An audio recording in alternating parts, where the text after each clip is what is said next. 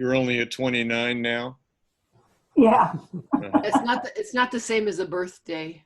yeah, but unfortunately. Mm. And we'll start in 3, 2, 1. Welcome, everybody. I'm glad you're with us this session about how to be an expert in 30 days. So let me set this up. The world's changing. Our clients have different needs.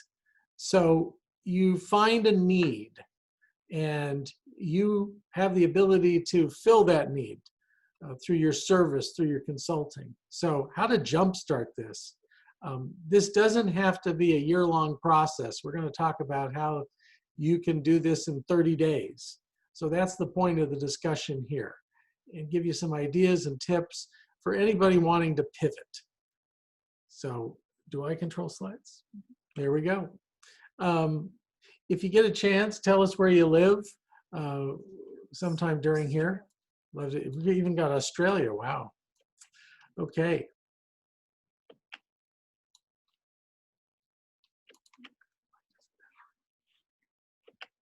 Okay, here's somebody who pivoted, Michael Haig. He's one of our authors. Now, Michael is famous in Hollywood as a story consultant, and he's written a best-selling book, sold tens of thousands of copies on writing screenplays, so very famous for that.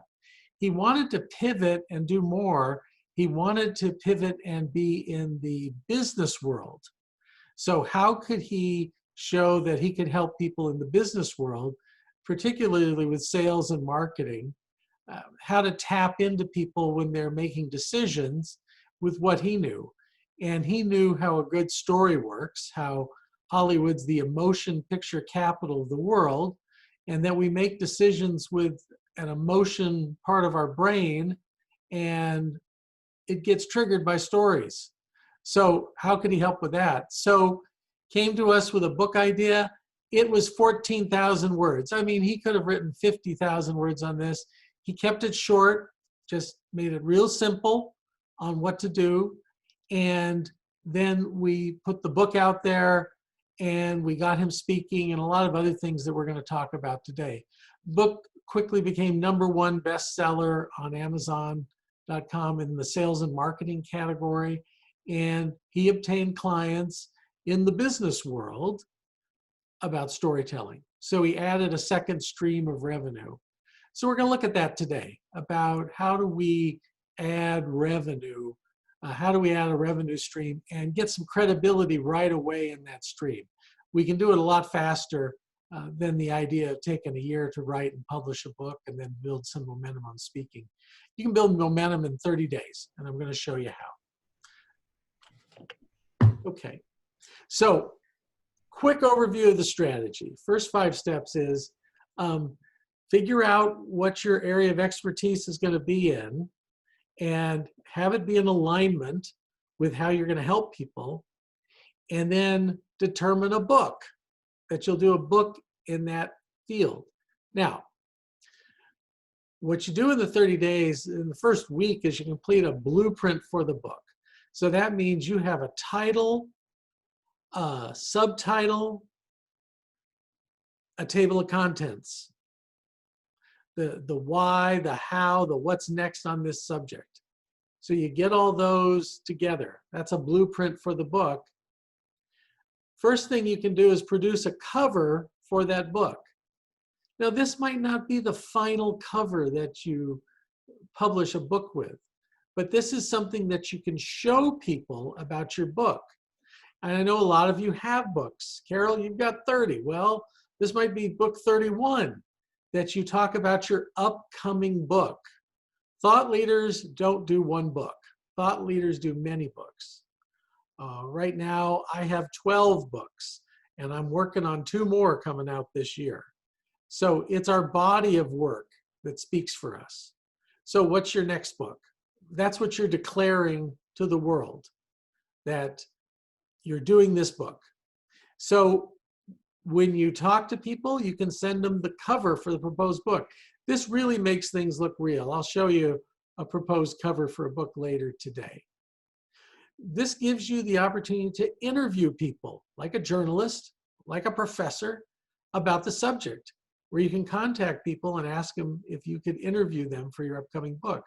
This starts to build buzz that you're writing a book in this area, and it gets people to know what you're doing. In 1 month, you can write 2 chapters for that book. So write the first 2 chapters. Doesn't have to be chapter 1 and chapter 2, by the way. It could be any of the chapters in the book. And you could write these chapters, edit them. I'm thinking these chapters are 1,500 to 2,000 words. So the next thing you do is overhaul your LinkedIn page about this upcoming book. So talk about the upcoming book on the LinkedIn page.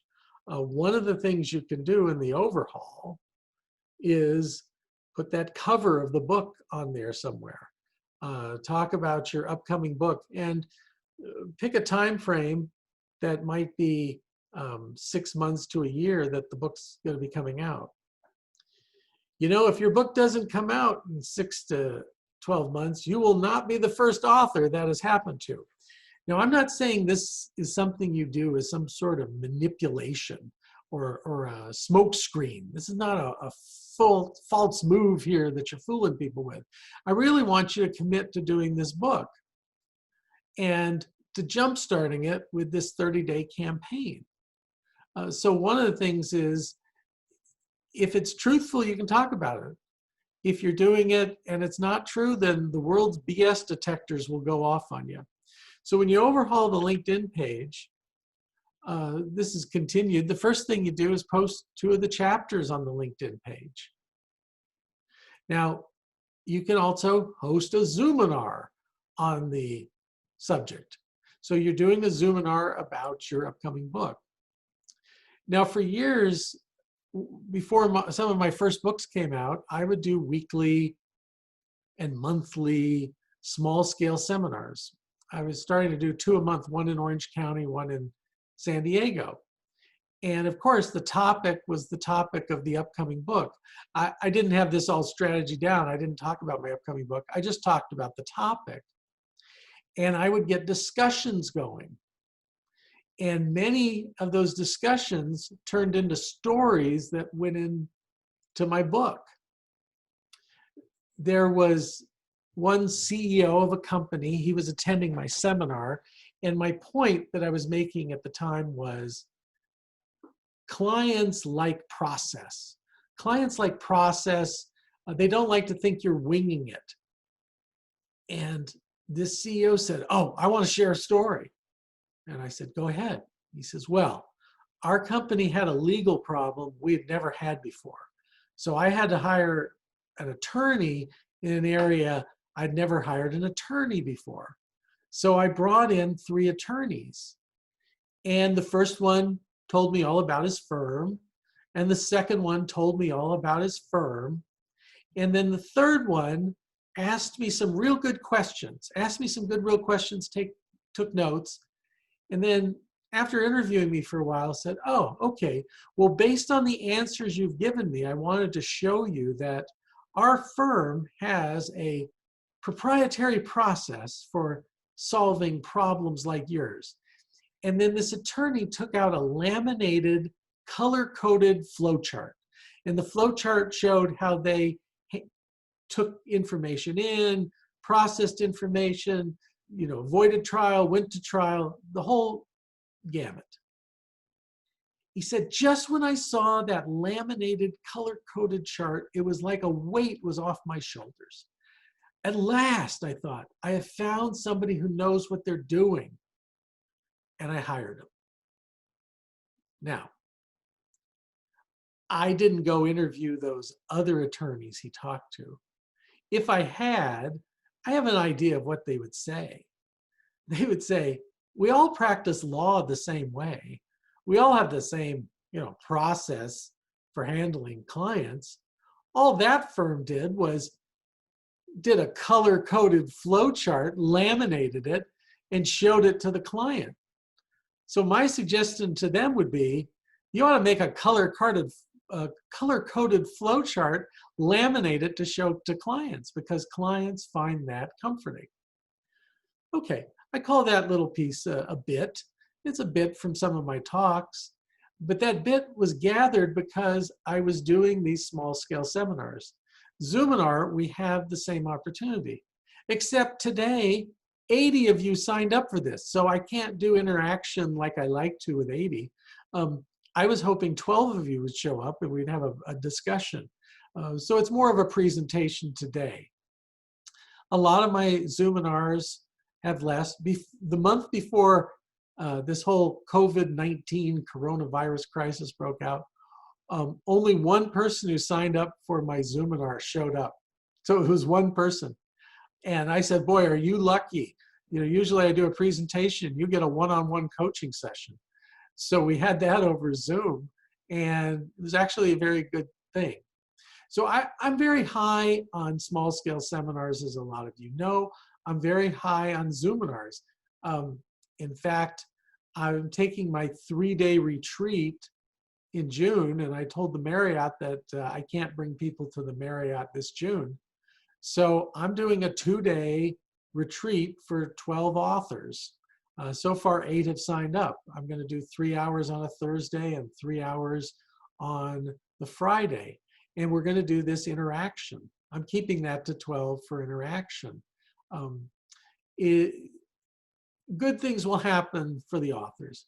Good things will happen for me too, because every time I interact, a lot of good things happen. One, I pick up ideas and information to share with others. I pick up ideas and information to write about in my Forbes.com column. And people become advocates. They become referral sources. I believe the 4 magic words in the English language are, I know a guy. So I'll have Devin come on. A lot of you know Devin DeVries, our VP for marketing and production. She's going to talk more about Zoominars and this point of using LinkedIn to fill a Zoominar. And that is the magic too. And we'll talk about that, is like, where do I get people to show up? LinkedIn. You invite them through LinkedIn. And if people aren't captivated by the topic, the strategy still works. You just got the wrong topic.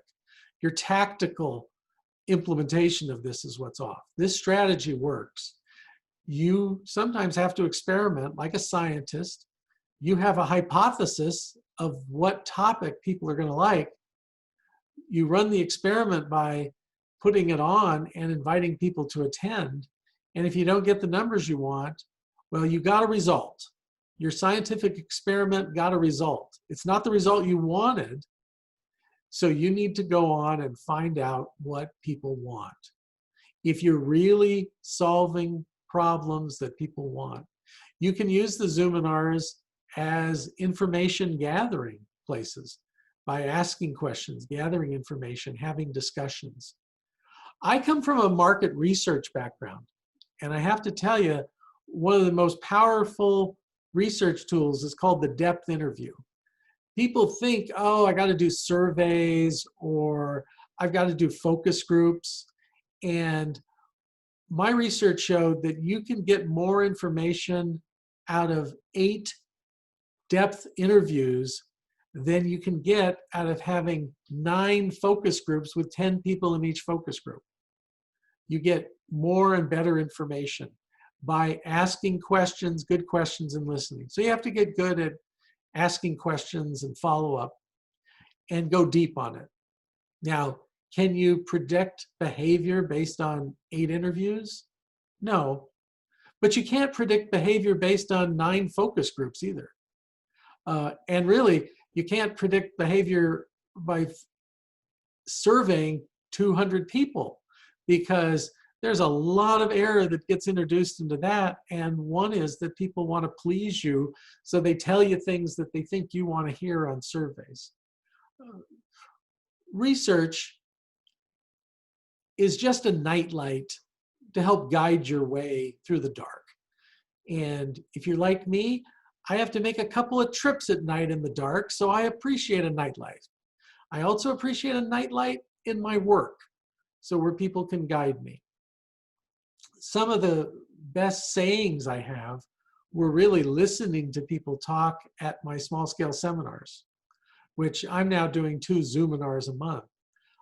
Also on the speaking, we'll talk about that. I'm doing more speaking now than I was because I'm being paid to speak on Zoom. I'm doing a lot of podcasts. People are finding me and I'm finding people. I think podcasts are great audiences. Now, you record the Zoominar on YouTube.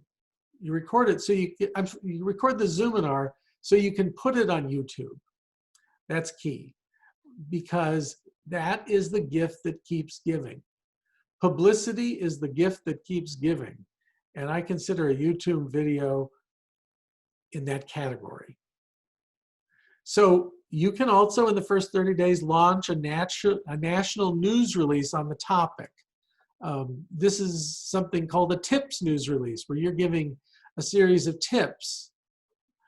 There's a firm, I believe Dan Janelle at PR Leads might be able to, for like $400, release a national news release for you. You write it, he releases it.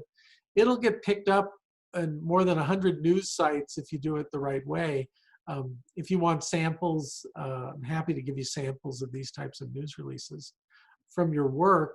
And then you can link to these things. You can say that you were quoted in these areas. You can merchandise it. You can share that release in other places. The last thing I'm recommending is apply to do a TEDx talk. And I know I've got some people on the call who have done TED Talks. We have some of our other authors. I'm applying right now to do a TEDx talk. I've been putting that off, but I think it's time to lead the way and actually do it. And I'm looking at talks in 2021. You can go on the TEDx website and they have listings of all the locales that have it. There are so many in California. I would love to do one like at UCLA or up in the Bay Area or something like that, closer to home.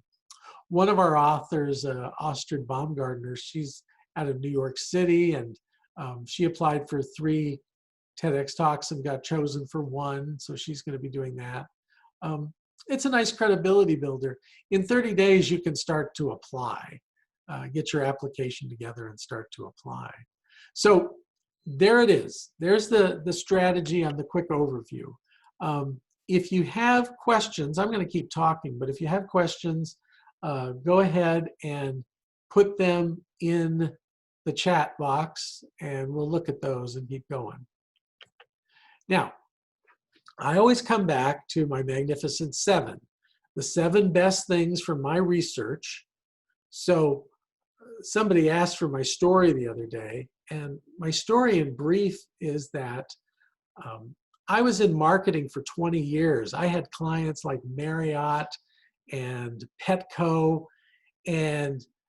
but for other people. I was president of someone else's company. So I took all my life savings and I opened my own agency just before 9/11. So when the jets took down the towers, there we were. I almost went bankrupt. 5 of the top 10 agencies in San Diego went bankrupt that year.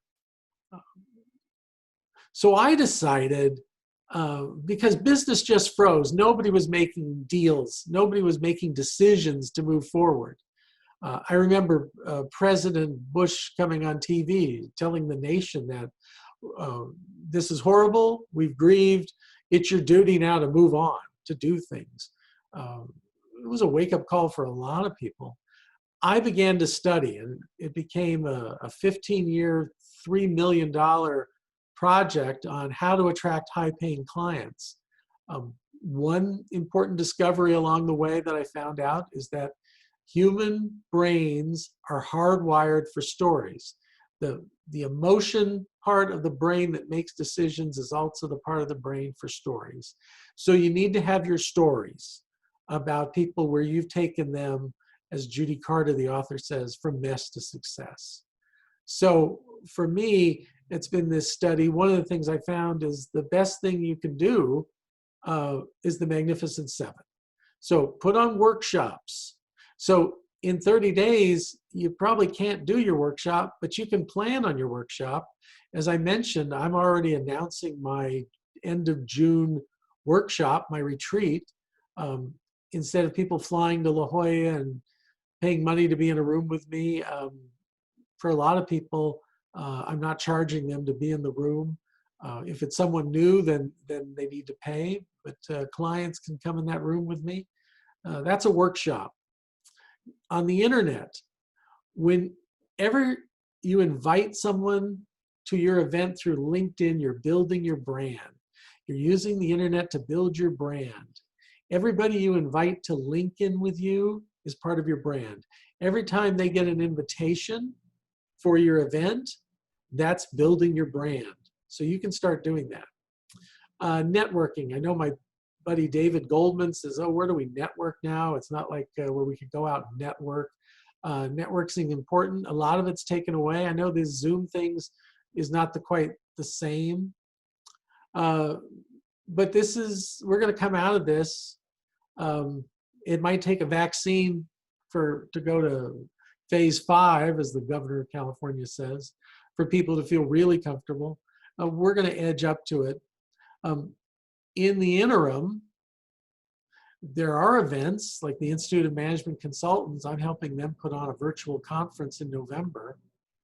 I don't know, I can't announce the name, but I told them, I said, this is actually an opportunity. Who would be the biggest name you would want to come speak at the conference, but you can't afford? So they gave me some names. And I contacted one and said, the group wants to honor you. We want to name you a Thought Leader of the Year.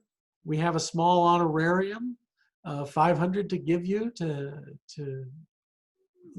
let you talk about your work when you accept the award. And he said yes. So we haven't announced it yet, but a top name, because what else is he doing? Like the rest of us, he's not going out giving the $10,000 speeches right now. They're not there. They'll be there later. But that's an example of pro bono work. I'm still doing volunteer work, committee work for groups that contain my target-rich environment. Getting published. I know someone on this call, I was very pleased to hear, working on an article to get published with one of their clients, doing a case study for a trade journal. Excellent. There are a lot of ways to get published right now. Again, I write a weekly column for Forbes.com on how to be influential, on sales, marketing. They call me a brand strategist. If you want to pitch a column, send me an email. You just have to put Forbes in the subject line, and I'll tell you how to pitch a column. And that's a way to get published. But it's not just me. Think of all those blogs and other people out there. You can pitch them with your idea. Speak. One way to speak right now are blogs. There's podcast. One way to speak is podcasts, and I find that the podcasters also have blogs where they talk about their podcast. So it is a gift that keeps giving, and look into that to get on there. There are lists, and who do you follow? One thing we've found that with a podcaster, you need to have followed their podcast. So you can say something nice about it that proves to them that you're not just a taker, that you're somebody who's a giver who would also be willing to promote their podcast. Not just your show, but in general. That'll go a long way. And then, as we said, small-scale seminars. So small-scale seminars right now have moved to either to GoToMeeting or to Zoom as a popular platform. I'm going to turn it over to Devin to get into a little bit, and I'd also like her to tell a Michael Haig story about this strategy, because he was a skeptic and she won him over. Devin, you want to come on in?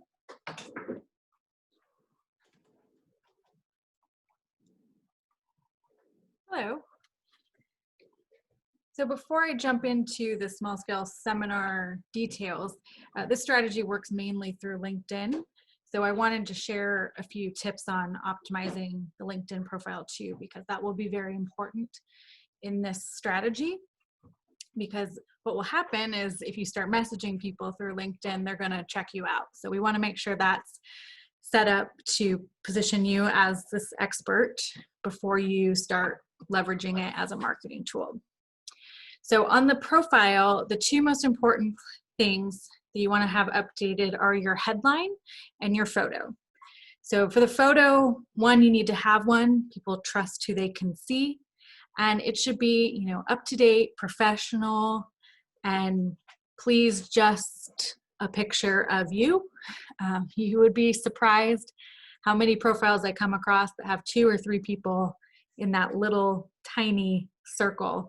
And, if I don't know you well, or if I haven't met you in person yet, for instance, I'm a speech booker who wants to bring you in, I need to know who's going to show up at my event. So you want to make it easy for them. The second is the headline. So this is that one kind of line of text that shows up under your name. It defaults to your current job position, but we recommend you clearing that and putting in some keywords on your topic, what you do. If your book's already out, you can put the title of your book up there. It's not like a ton of space. It's about 120 characters, but it's enough to get some key phrases in there. And when I say key phrases, try to think of how your target prospect would look for what you do. So not necessarily how you would describe your service, but how someone would look for your service. Because we want to make it easy for them to find you by search on LinkedIn. So a few keywords about your topic or your area of expertise, and the reason that those two are the most important is because a lot of places on LinkedIn, so the search results, emails they send out, that's all that's going to show. It'll be your photo, your name, and that one line of text. So if it doesn't grab their attention or interest them, they're not going to click in and see all the wonderful stuff you've put on your profile. So after those are set, for the profile, you want to make sure as many of the sections are filled out as possible. You're trying to achieve what they label as the all-star profile because they rank you higher in their search if you have that. And things like the about section, we recommend, again, writing it with your target in mind. So our recommendation is the first sentence of that about should be, I work with blank, your target prospect, who want blank. What's the result they want? Because that's another section where they're going to show 2 or 3 lines of text and it will have a read more.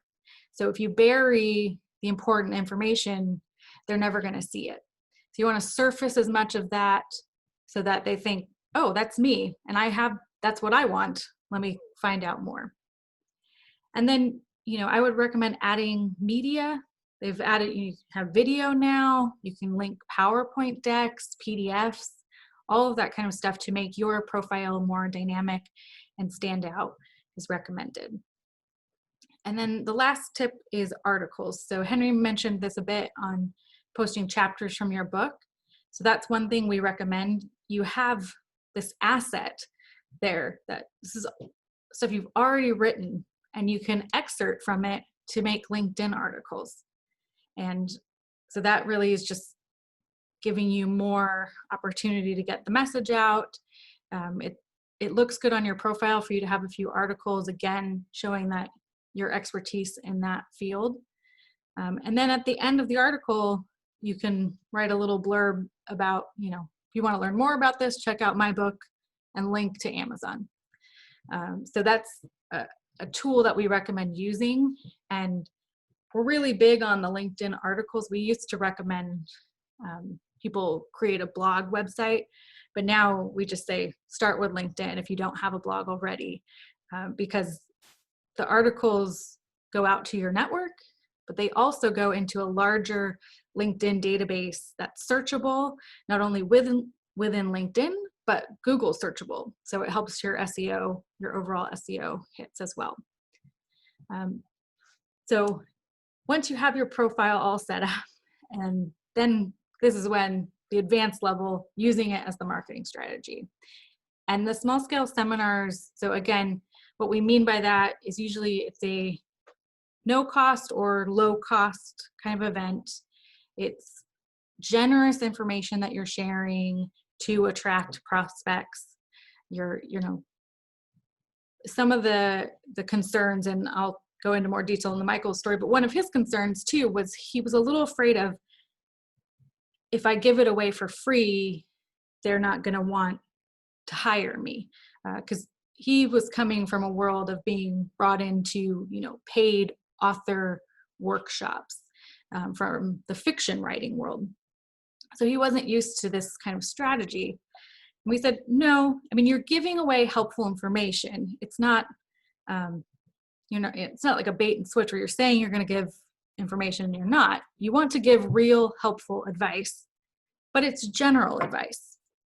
So if they're interested, they're still going to want to hire you for the specifics that apply to their situation. And that is what we see time and time again with this strategy. So if that's a concern, I would say, don't worry about giving stuff away. The generosity will attract people back to you and it will pay off for you. Now that we're in this virtual world as well, we recommend keeping it short and sweet. People's attention spans, especially through video, are a little more, and there's a lot more demands of working from home and that kind of thing. So, an hour or less. So you could do 30 to 45 minutes of content and then leave 15 minutes for some discussion or Q&A would be great. So Michael, as Henry mentioned at the beginning, he comes from the Hollywood screenwriting world, and he's an expert storyteller, and he has a 6-step storytelling formula. But he wanted to go after a new audience and teach business people how to tell stories with their clients and in their marketing. So this was a totally new audience for him. And when he did the book with us, then he was like, how do I find these people? And we said, do the small scale seminar. And he did push back a little, again, as I mentioned, just because he didn't have experience hosting his own events. He wasn't sure how to find these people. And again, he was worried if he gave them a free workshop, they wouldn't hire him in the end. So we got him to agree to at least try it. He was going to the Portland area for a conference anyway. So we said, just add one day to your trip and we'll set up this event the day after. So it's no extra travel for you. All you have to do is pay for, a hotel meeting room. And we decided to target marketing professionals and real estate agents as people that we thought could use storytelling to make and close sales. And through LinkedIn and their amazing search filters, we're able to find those people. And that's something I love about LinkedIn. All that information we all put in our profiles is searchable. So we were able to target geographic area of Portland. We were able to find people that marketing professionals, real estate. So whoever your target is, and the more detailed you can be, the easier it will be to filter on LinkedIn. So you can search by industry, job title, organizations that people are in, things like that. And then it's just a simple kind of 2-step invitation process. It starts with inviting them to connect if they're a second connection with just one sentence in that little note, which is, would you be open to an invitation to be my guest at an event I'm hosting for your target, consultants in the Portland area.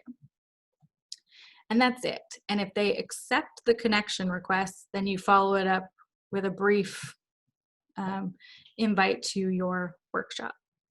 So for Michael, we had set a target. For our recommendation for small scale seminars is 5 to 10 people for the interaction. But Michael wanted to hit 24 people. So I said, okay, well, that's fine. We can try it your way. And so we did that, and we were able to get 23 people to sign up for his event in just a few weeks' time. 19 of them showed up the day of the event.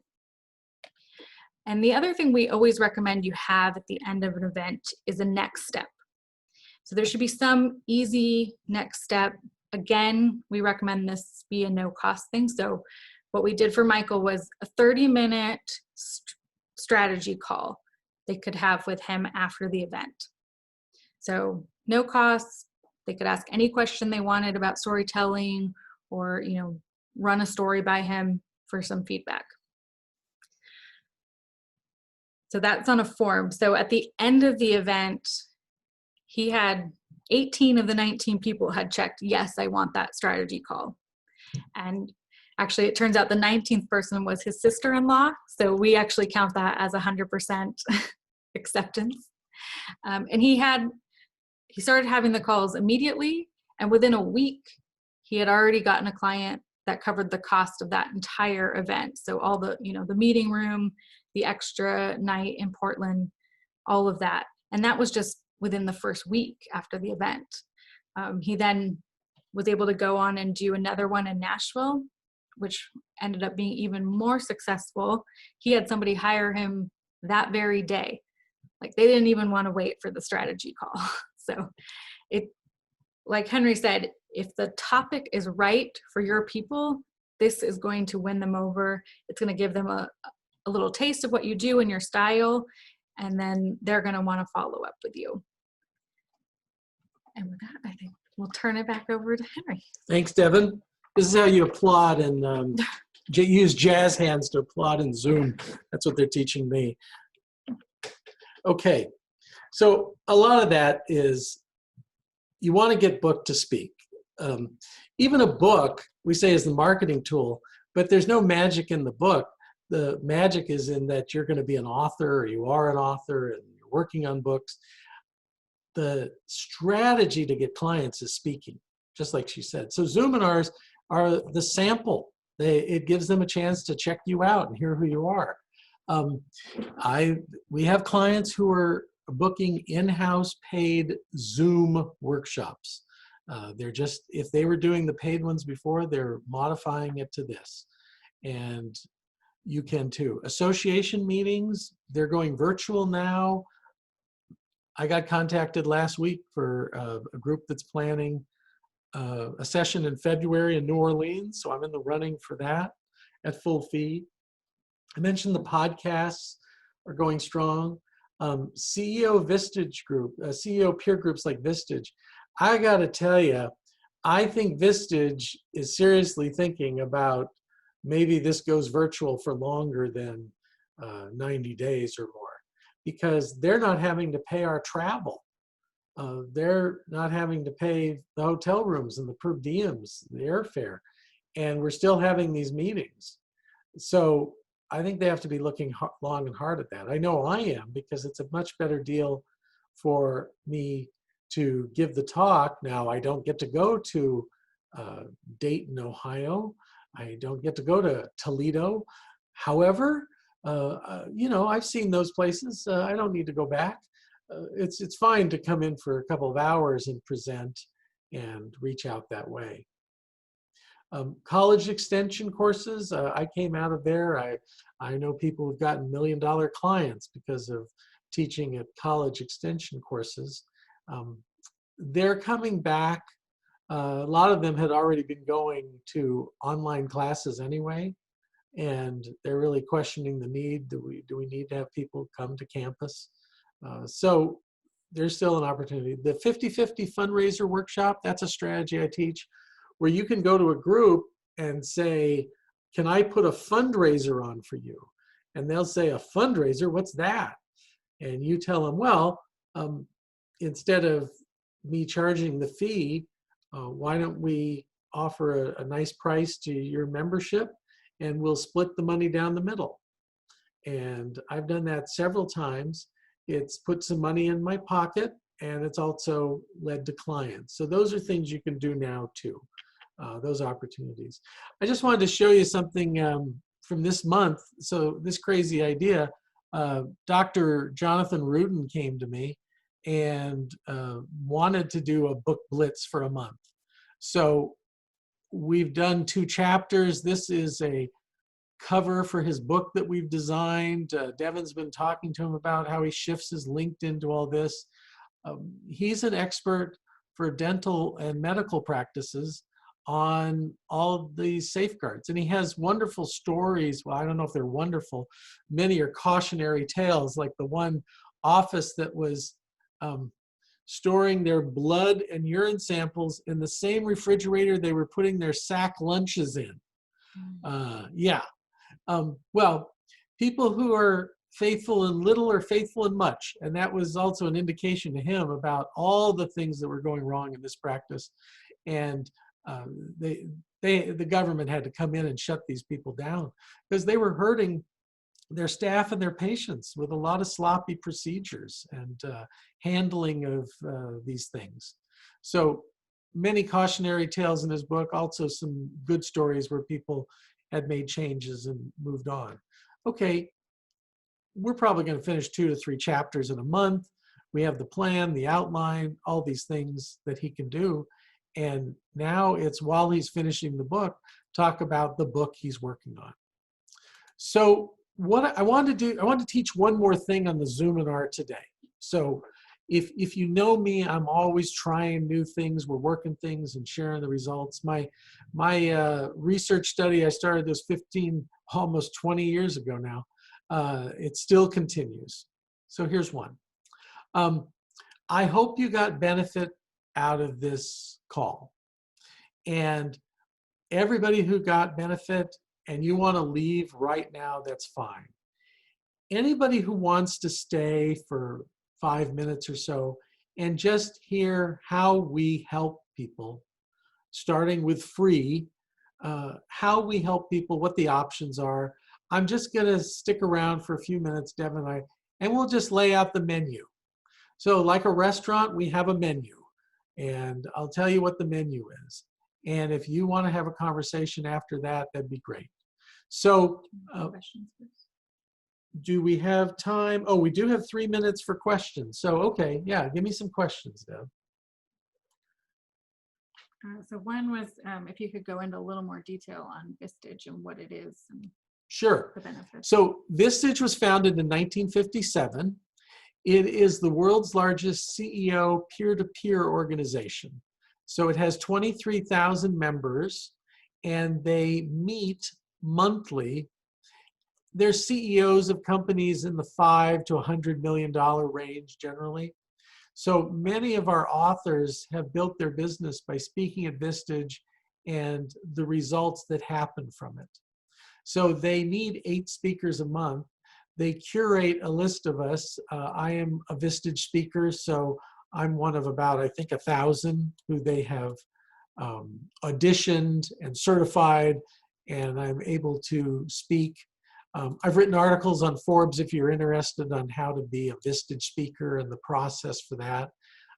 You can just Google those, or if you want to email me, I can send you links to these articles on how to be a Vistage speaker. You don't get to do a direct sales pitch at the event, which is great if you're part of my world, because that's what I teach you not to do anyway. That's actually off-putting, and like the worst thing you can do is try to close as you're giving a speech. There are ways to leave breadcrumbs, and you leave breadcrumbs. I've been hired by CEOs who have heard me speak to come into their company and put on workshops about what I teach. I teach how to persuade with a story, how to convince people to do what you want, to cooperate with you by telling the right story, the right brain triggering story at the right time. Tap into people when they're thinking of making a decision with a story. That's what I teach for identifying prospects or job candidates, and even investors. So what could you do? In my book, Marketing with a Book, I have a section on Vistage and the 39 general topics they're looking for. Mine happens to be communications and presentations. That's what they classify me under. It's the same as some Vistage speakers of the year I've worked with, Dean Menudo and Michael Alasso. It's the same category as them. So I know I'm never going to be in the top 2 in my category because I've got those 2 mentors up ahead of me. So what could it be for you? And they start off by paying you $500 and your travel expenses. You can get up to $1,500. So it's not what you make there. I call those honorariums. And $500 is more honor than rarium. I get that. When I'm traveling, when I do travel, I love when they send me to Chicago and Atlanta and cities like that, because then I can put on my Marketing with a Book and Speech Summit the next day. What we were talking about with Michael Haig, that strategy. Do we have another question? You and I will And weigh Devin's in going to on take this- it? on this. Okay. So we did have a question about, do you need a website for this? And there was actually some really good discussion in the chat, but I thought I'd give you our 2 cents on it. We do think websites are important to have, but we are not proponents of big, expensive websites. Our kind of recommendation these days is a simple 1-page website. So this is one of those websites where there's still a menu, but everything's contained and it just drops you to sections. And we do them by topic. So so the book and speech are the same topic. So we would have a website for that topic. And then you can have details on the book. You can have video. So, in our speaking with speech bookers, they need to see samples of you speaking. So you want to have somewhere you can direct them easily to see it all in one place. So that's kind of what the website helps you with. It's basically a little calling card about the topic, about you, and then also showing that it has a supporting book if the book is ready or that a book is coming on that topic. And then this is a much more affordable strategy as well. So for a couple thousand, if you hire somebody to do it for you, or if you want to do it yourself through WordPress or one of those sites, it's a fairly affordable strategy. But it also helps to have for more search hits and things like that. So we kind of recommend having a simple website, an optimized LinkedIn profile, and that is enough for this strategy. Okay. Well, thank you, Devin. I'm going to come in now and say that the program has officially ended. Anybody who wants to leave, we certainly understand. But just some options if people want to work with us. What are your options? So the menu is, the first thing is free. You can have a free strategy call. Devin, you could put up the slide on so we get that information, or you could put it in Zoom. There you go. Thanks.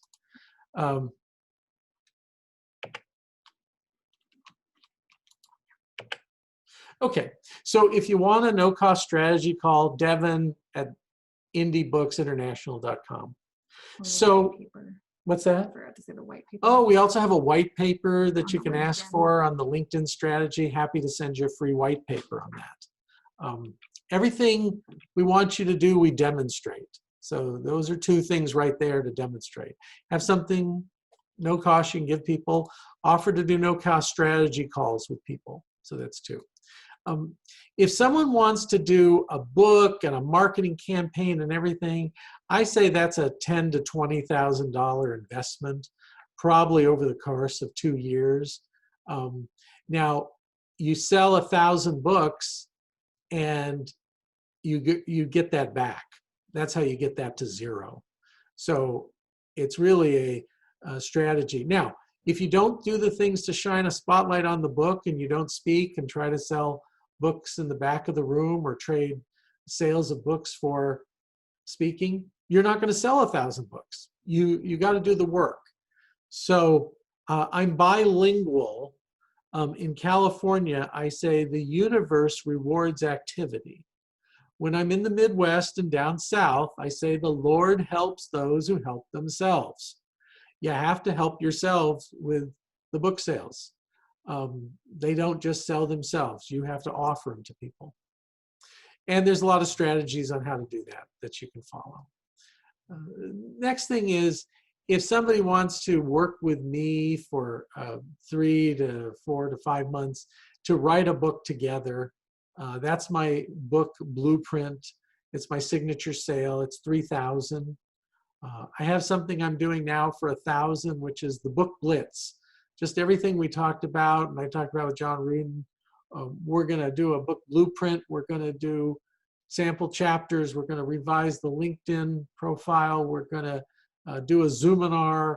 We're going to get a cover designed.